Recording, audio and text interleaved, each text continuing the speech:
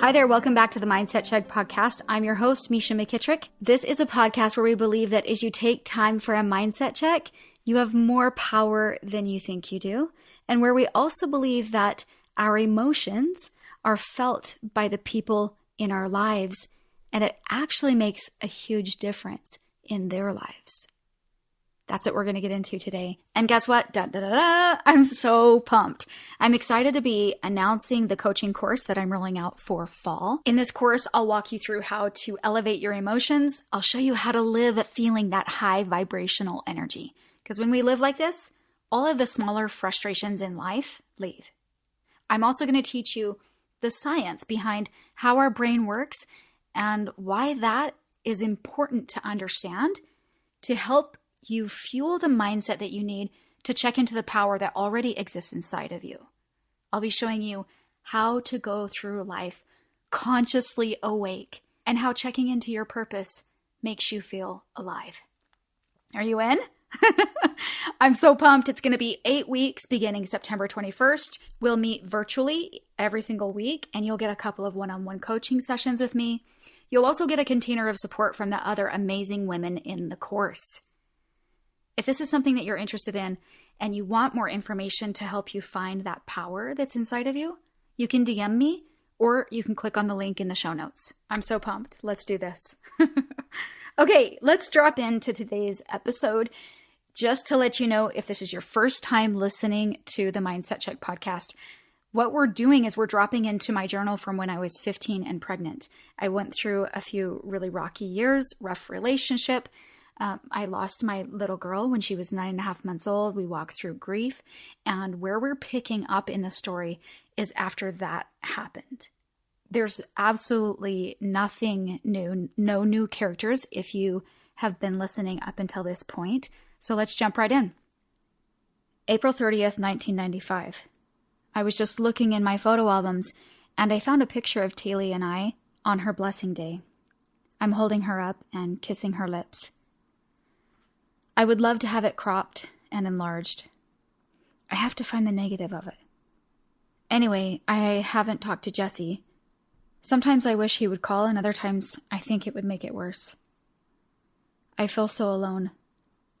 We used to have a family, Jesse, Taylor, and me. Now it's just me. And now what? I don't even have a number for Jesse or an address. I'm awfully mad about my craft booth. I've only made $13 for everything I've bought and all my time. I'm so glad I didn't sign my 6-month contract. Why won't he call? I guess he's too busy to call. Taylor, Mommy loves you. XO, XO, XO.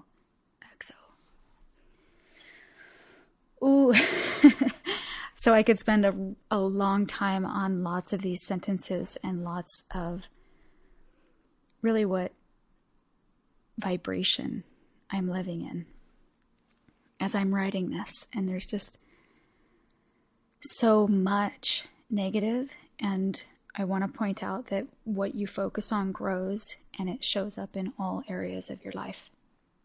So if you don't know different, sometimes it's hard because you continue to create that. Oh, and how important it is that we let it go, figure it out, and focus on the higher vibrations, the things that mean more than focusing on the other things. We're going to jump into all of that. First, I just want to look at, how interesting it is always, in my opinion, to kind of go back in time and look at this desire that I have to do something with a picture and, needing to find the negative of it. When it's so easy now, we could just pull it up on our phone and edit it. Or even the fact that I didn't have a phone number for Jesse. That was, if you didn't have a cell phone and they didn't have a place that they were calling home, that it makes sense. It seems crazy when I say it now, but it's just the way that it was. A couple other things that I really want to talk about. Let's see. there's this comment that I make about, wishing that he would call, and other times like thinking it would make it worse, that's just so much and all part of processing, and then me commenting how I feel so alone.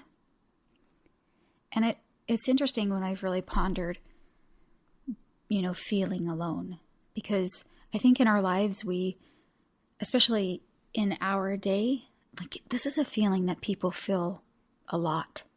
And I think our youth feel it maybe more. I don't know. I just know that it's a very prevalent feeling. And I work with youth, and I have youth, and I work with adults. And I think because we are becoming so accustomed, and it's so easy to spend time by ourselves, and we don't really have to, spend much time accommodating others. I think that sometimes we prefer to be alone, but then we find ourselves alone too much, and it's really not good for our soul. So I was thinking that there should be different words for lonely. Like, lonely isn't a very good description, because you can be alone and not feel lonely. And you can be with people and long for a connection. And so as I was thinking about it, I thought of a couple of different definitions for lonely that I would love to, in the perfect world, rewrite English language so that we can express ourselves better.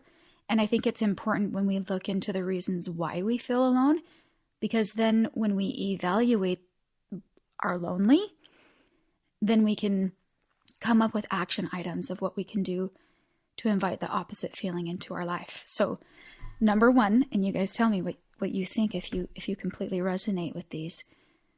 Lonely, you are not being around people. Number two, lonely, you are being with others and not having the ability to be available for the interaction. Number three, lonely, you are being with someone or a group of people who ignore you, where you are not seen and heard. And number four, lonely, you have a lack of feeling purpose in your life, and so you feel empty, and it feels like lonely. Oh, my heart beats when I think about these, because honestly, if you go through all of these, like number one, you can create more space to be around others in your life. And then number two, lonely, you can figure out what's getting in the way of you being able to connect with others and to be available for the interaction. Number three, find new people. For crying out loud, invent spaces or new possibilities, or like actions or even beliefs inside your head. Sometimes we have to work on those in the face of being able to find a solution where you can be in a space where you're seen and heard. Sometimes we have to think differently to be able to create that in our life. So you know how we've talked about the difference between conscious and our subconscious brain, and how some of our deep-seated beliefs exist inside of our subconscious brain?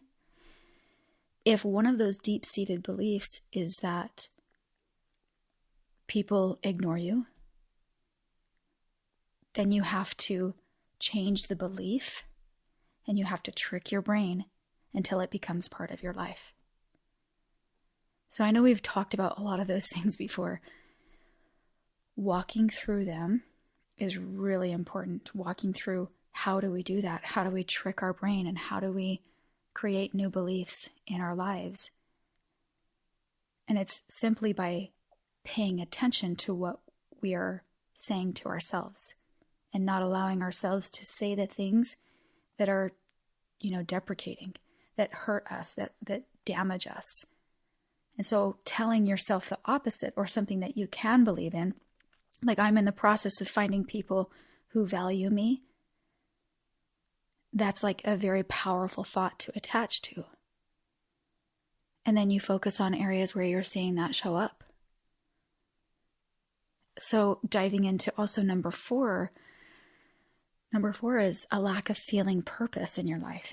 And sometimes when we don't feel like we are contributing or that we have something good that we're involved with, it actually leaves us feeling that emptiness, which feels like, lonely. It feels like I'm lonely for purpose and interaction, like purposeful interaction, right? And so if that's true for you, you can take a deep dive and find more meaningful spaces to spend your time. You can find something that you can devote your time to that feels amazing and brings purpose into your life. That's just something that I wanted to include, and I feel like we could do an entire podcast on just the idea of loneliness and defining it, and then flipping the truth of it and finding proof of where that new truth is showing up in our life. Another part of what I wrote that I really want to drop into is talking about how at the end I kind of throw out this comment like a martyr. Why won't he call? I guess he's too busy to call. Ooh. And so I really want to break this part apart, like completely, because it is very important for you to see that what we say and what we think is what we create in our life. So a while ago, a friend of mine gave a speech, and I was watching the speech. She was talking about living above the line, okay? And it was like you could see this imaginary line, and living like an extraordinary life was above the line, and just an ordinary life was below the line. And extraordinary life included taking ownership for the things in our life and accountability, and then taking the actions to create our life. So living from more of a point of view of like a proactive state versus living an ordinary life where we fall into excuses, blame, victimhood, helplessness. And I know I've just been through a lot. I'm not like trying to bag on myself. But I'm telling you that when I read back this journal entry, so much of it is all excuses and blame and victimhood. Even just the part about my craft booth and how I had been painting and doing all of this and then trying to sell those things, and I wasn't making money, and by focusing so heavily on the negative part of it, all I could do was bring more to me of that. I wasn't able to see, well, maybe I should sell it somewhere else. Well, maybe I should make something that people are more interested in buying. It was such a block because I wanted to sit in the excuses and the blame.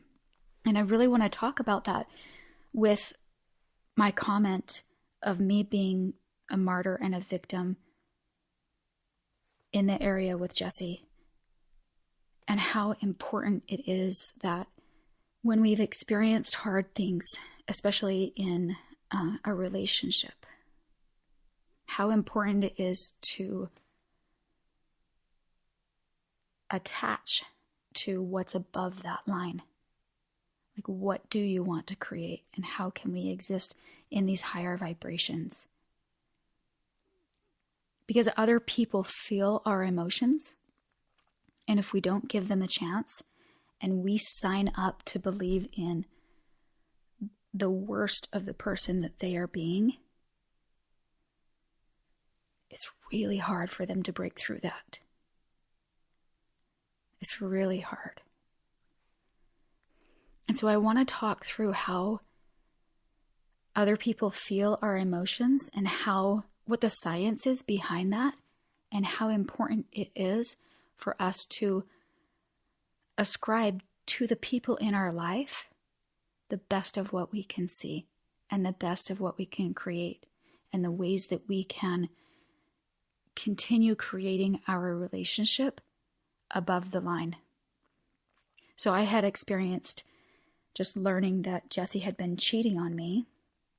And I know of people who have experienced similar, I don't know about similar because there was more going on, and I'm going to give space for that, because when there's a sex addiction, maybe it's more than one affair. I don't know. I'm not trying to be like a therapist around that. The one thing that I want to give you around that is that the people that I have seen succeed through that lived above the line. They decided on what they wanted to create instead of sitting below the line in excuses and blame and having trust issues, even though the recent history had shown trust issues. You know? And so the emotions that we are feeling and the space that we are creating for our relationship to exist and succeed is the absolute difference maker. And it doesn't matter if we're talking about, like affairs. It doesn't matter if we're just talking about someone kind of coming out of a funk, or, every relationship that we have, whether it's your significant other or a relationship with one of your children, or there's always these roller coasters of times that we've done our best and times that we're kind of at lows. And the idea is to try to get at a point where we are not taking those big dips, where we can create a space where people can be their best and where they feel our belief in them. If you look back to your life and you see the people who believed in you, even when you had a hard time believing in yourself, you completely know that they were a part of you being who you are. So right now I want to drop into a story, because a story always helps our brains relax for a moment and kind of look at our life a little bit better. And the story is about a group of frogs. And a group of frogs were traveling through the woods, and two of them fell into a really deep pit. And when the other frogs crowded around the pit and saw how deep it was, they told the two frogs that there was no hope left for them. However, the two frogs decided to ignore what the others were saying, and they proceeded to try and jump out of the pit. Despite their efforts, the group of frogs at the top of the pit were still saying that they should give up, that they would never make it out. Eventually, one of the frogs took heed to what the others were saying, and he gave up, falling down to his death. The other frog continued to jump as hard as he could. Again, the crowd of frogs yelled at him to stop the pain and just die. He jumped even harder and finally made it out. And when he got out, the other frogs said, "Did you not hear us?" The frog explained to them that he was deaf, and he thought they were encouraging him the entire time. Whew. So I think that that's just a simple little story to help us remember that encouragement becomes a force. It becomes a force that pushes us from behind. That no matter what problem it lies in front of us, that we have this encouragement at our back. And it's really important to understand that the people around you not only receive your words about them, but they receive your feelings. And it's not something that you can hide because it's on a vibrational level. So there's a yogurt experiment that I love and that I refer to often, and it's from the I Am documentary. And this is Tom Shadyac. He's sitting in front of a bowl of yogurt and they're doing an experiment. And they use some kind of a machine that picks up on emotions, and they put the ends of the receivers of this machine into yogurt. And they put the bowl of yogurt in front of Tom Shadyac. Tom Shadyac's the guy who directed The Mask and Ace Ventura and anyway, some other fun films. But he did this documentary, and and this experiment is that yogurt is living, right? It's active, and it's able to feel vibrations, but it also doesn't have a filter or feelings to be able to interpret those vibrations or feelings. Okay. And so they put the yogurt in front of him, and they just start asking him questions.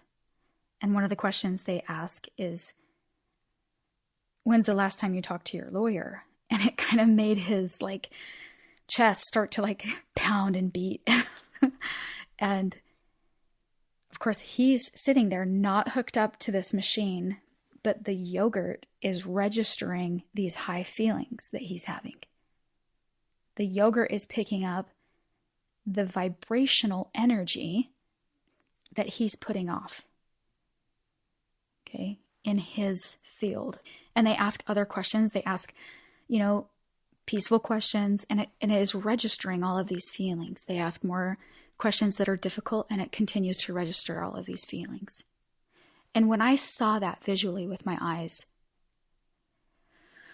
my chest started to pound, and I just knew that there was so much truth to it, because I know that we can feel each other's feelings. It's really hard to ignore when people are having extreme feelings around you, about you. It's very difficult to ignore. Tali Sharot said, one of the strongest ways we impact each other is via emotion. Sharing ideas usually takes time and cognitive effort. Sharing feelings, however, happens instantly and easily. The way you feel quickly, automatically, and often unconsciously affects the way those around you feel, and how they feel influences your own emotions. Your coworkers, family, friends, and even strangers will rapidly pick up on your state by perceiving changes in your facial expression, tone of voice, posture, and language. And while they might not be aware of it, if you are happy, they are more likely to become happy. If you are stressed, they're more likely to become stressed. Because we continue to vibrate in the energy of those that we are around. That's the concept of two things kind of colliding. So mirror neurons and emotional contagion.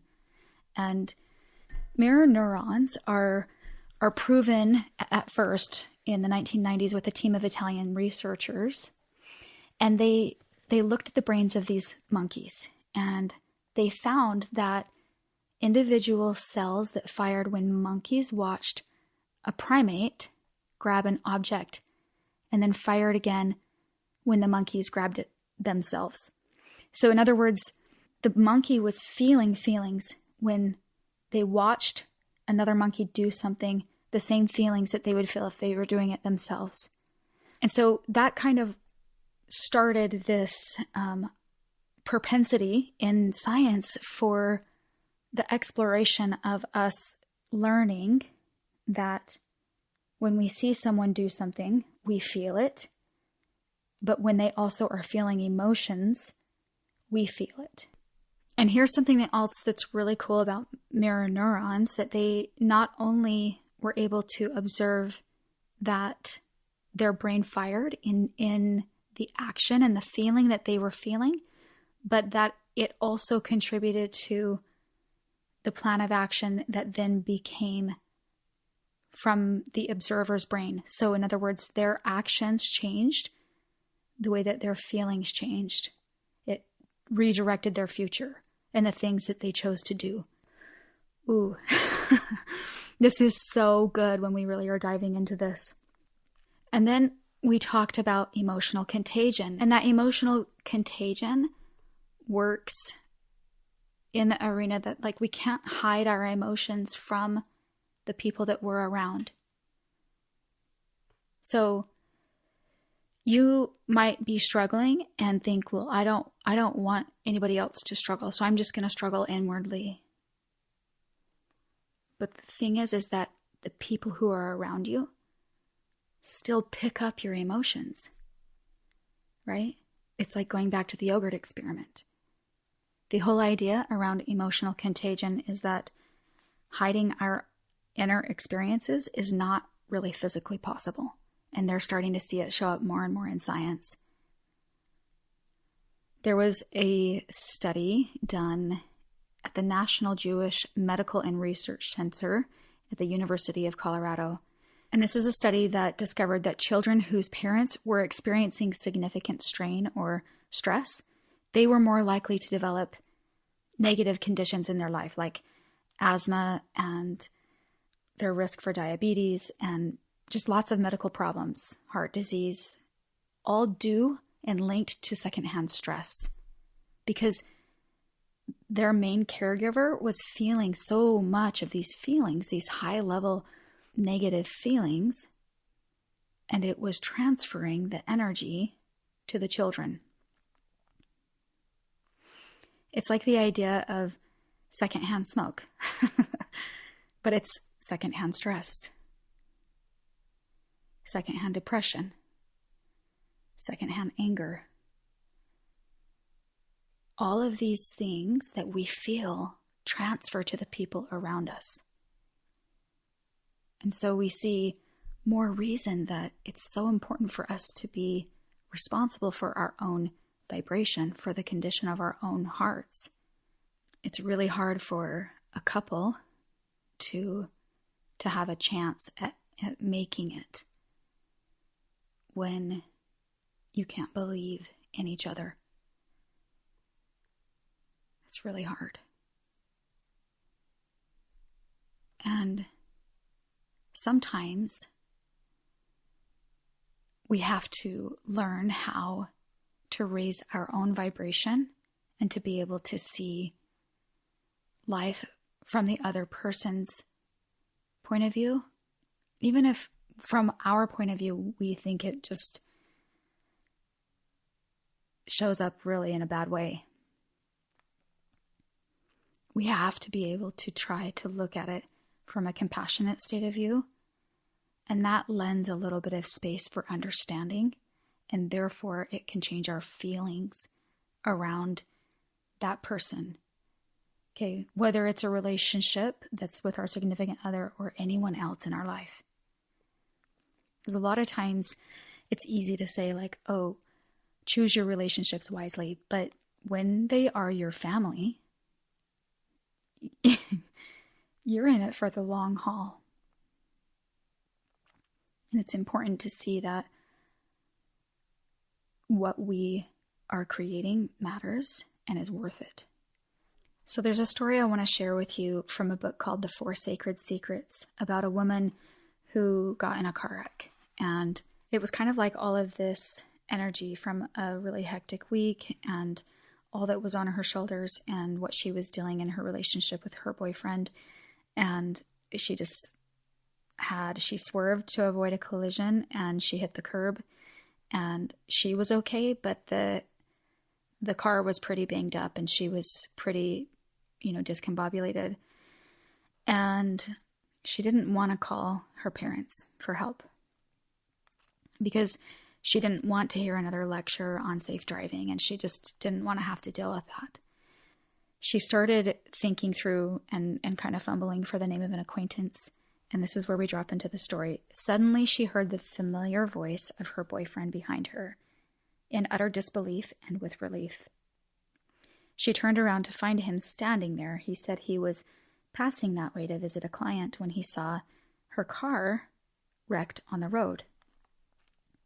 After asking her if she was hurt, he began to scold her for her carelessness, her absent-mindedness, and so many other nesses.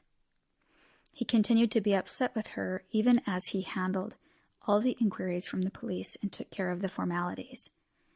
Moon broke into tears of anger and helplessness, hurt by his insensitivity and fault-finding. She sat on the chair in the police station thinking, what is the meaning of love if he cannot connect with me emotionally when I need him to? How can I live my life with a man such as this? This is not the man of my dreams. She was starting to believe that she did not want to live with a man who, in her view, did not know what it meant to care. As she sat in the corner swallowing her tears and contemplating ending the relationship, suddenly something shifted. The insight that had left her puzzled at the Academy's course, this is an academy that she had gone to that the Four Sacred Secrets is about. It's really amazing if you want to check it out. She was reminded of a couple months earlier, and this came to mind. Your suffering states are fueled by your self-obsession. It was as if she had recognized the leak in her sinking boat. Instead of blaming her boyfriend, she began to observe her own self-obsessed thinking. She was now discovering the power of the second sacred secret of inner truth. Moon was finding fault with the way her boyfriend had come to her rescue. She was so insensitive to all the help he was finding at that moment. All that mattered to her was her own expectations. In her suffering state, she was even thinking of ending her connection with the man who was trying to support her. She was shocked at her thinking at how stupid she had become in her anger and her disappointment. As for connection, there was none at that moment. As Moon closed her eyes and connected to her boyfriend, she could feel what he was feeling. He was as stressed as she was by the situation. He was anxious about what could have happened to her. She realized their experience of anxiety was no different, only their expressions were different. As she connected to how he was feeling, she could spontaneously go past all his expressions and get to the protective feeling he had for her. She could feel him. It was an experience of oneness. When she opened her eyes, she saw him shaking hands with the police officer. She tearfully looked into his eyes as he walked up to her, smiling.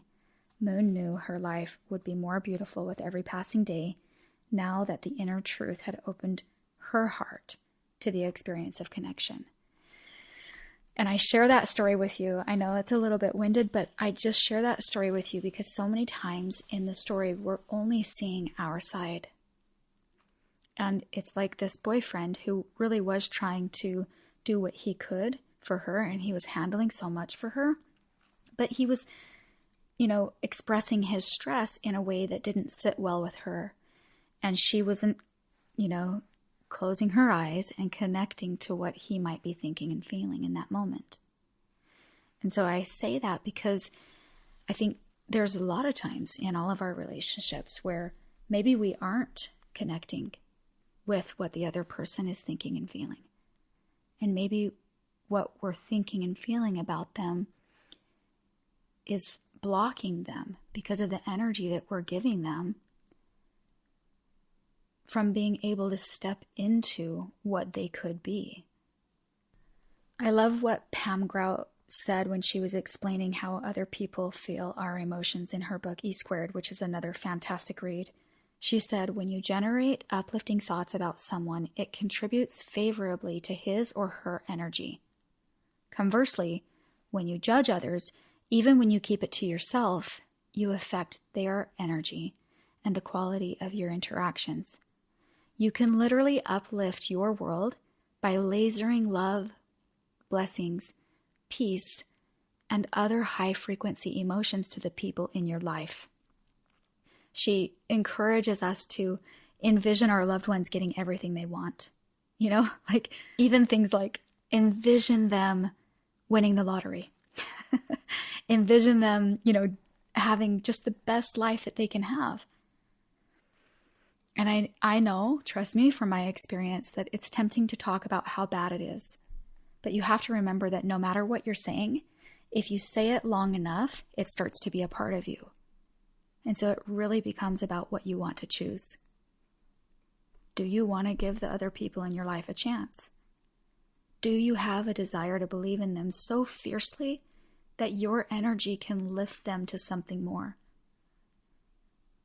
It's so incredibly powerful. And so with that, I want to just look through the things that we've talked about, because as Wayne Dyer says, when you change the way you look at things, the things you look at change. So first we evaluated loneliness in different ways that when you are actually in recognition of what you're feeling, you have the possibility to recreate something. And because it is so vital that we live above the line and we attach ourselves to high-flying feelings and high vibrations, remember what we've talked about before, where we talk about how you can't feel low-level feelings and feel high-level feelings at the same time. And so really what life is about is the more that you choose living above the line, the more that you will automatically default into living above the line, because that's how our brains work. We train them. It's just like, training that subconscious and the automatic way of being. We train our brains into a default way. And so the more that you can choose to live above the line and to live in a state where you are exposing yourself to good feelings and actually the idea that you are creating your life and that you're in charge, versus falling into the ordinary, like excuses, blame, victimhood, helplessness. Sometimes, I know people who have sat and just sit in the brooding of something that feels yucky. And it's because those negative energies, every time you think a thought, you have 17 seconds before your brain turns and thinks another thought on the same wavelength. So it's really important to be able to evaluate what you're feeling. And if you're brooding and you're stuck in a negative loop, you have to expose your brain to something different than you, okay? Different than hanging out with yourself. Like all of the things that we talked about in Choosing Your Feelings episode. Exposing yourself and giving your brain away, and remembering that sometimes that's the most generous thing that you can do so that you can exist above the line. Because what we feel, other people feel too. What we believe, other people feel too. And so if we believe in them, they have a much better chance at making it out of the pit like that frog. Because everybody's going to fall. Everybody is going to end up in a pit once in a while, And just for this analogy, we're not talking about getting in the pit with them and all the empathy and all that. We're just talking about the energy, the influence of emotions. Our belief really can change the trajectory of the people in our life. So remember that with all of the science that they are doing around mirror neurons and the way that, we continue to vibrate in the energy of those that we are around, that if you continue to create amazing energy, people are going to leave you feeling that and continuing to vibrate in that and make a difference in life. It's such a beautiful way of something that we can actually do that helps the creation and contributes to everybody that we are in close contact with in our life. So yeah, just coming back to remember that no matter how bad it is, that it's important for you to, especially if you're deciding to work it out, that you see the end of what you desire. And that's what you want to be a part of you. And so let's talk about that. Instead of stating how bad it is, remember that you're choosing to be above the line. You're choosing to feel the high level vibrations about the people in your life. Oh, you have so much power. You have so much power. And I'm going to just leave you with a little tip that my friend Brenda Winkle shared. Sometimes when we are around people that we're really close to in our life who haven't learned how their energy affects other people as well, and you're having a hard time dealing and handling and thinking of them highly because their energy is low too. Here's a way you can protect yourself.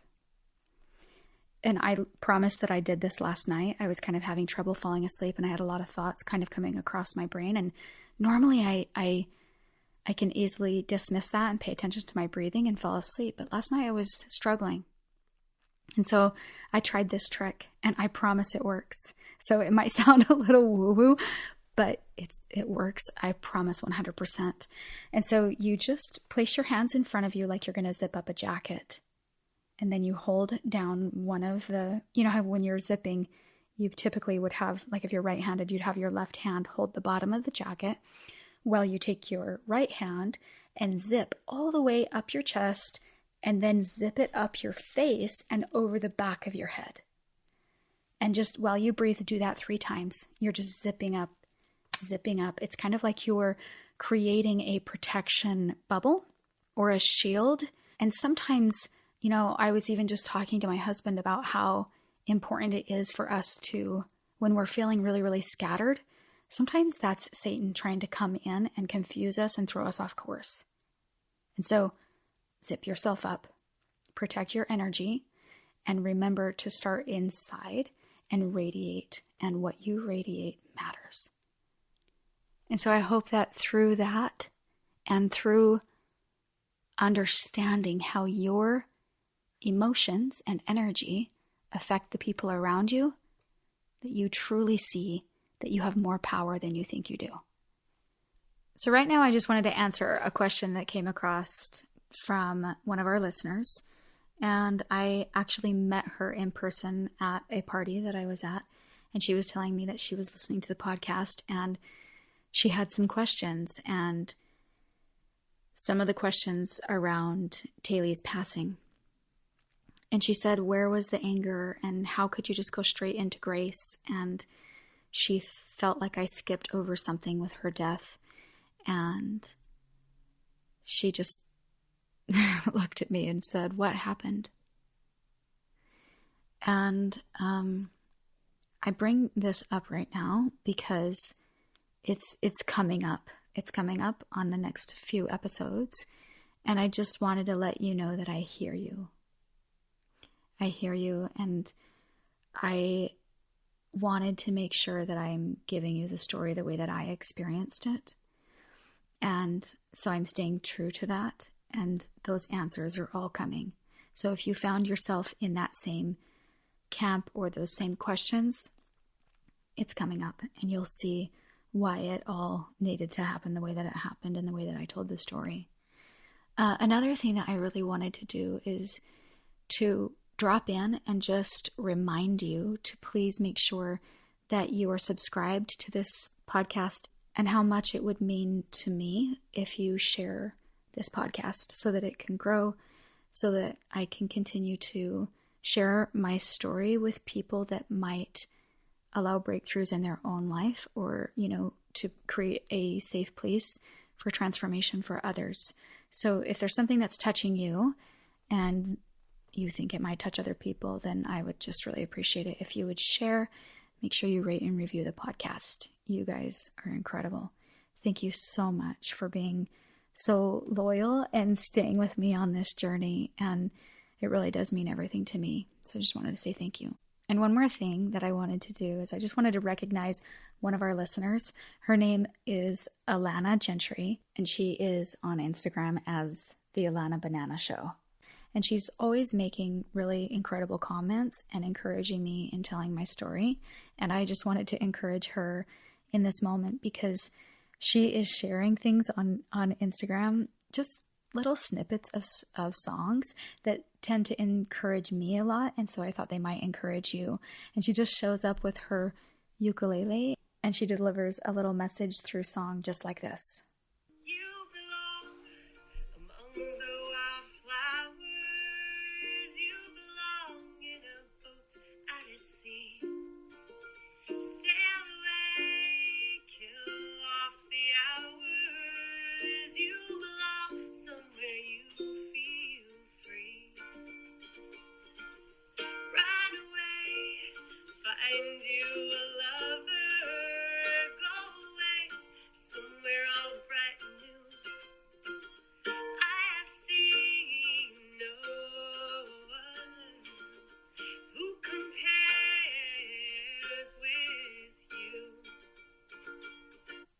Now, I know that that is probably not the very best or high quality sound, and I hope that Alana will forgive me for that, but I just wanted to authentically encourage you to go and find her and let her be a light in your day. And just wanted to once again thank you so much for allowing me to walk on your journey with you today. And I wanted to remind you that when you really take time to own the vibrations that are moving through you, you have such an effect on other people. Until next time, my friend.